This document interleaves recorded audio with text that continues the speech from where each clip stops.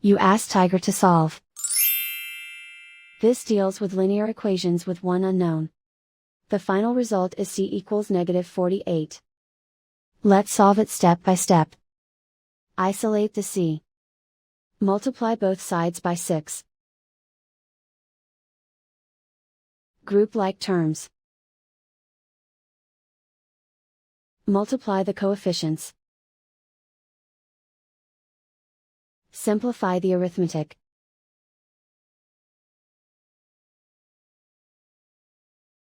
Convert the c into a positive number.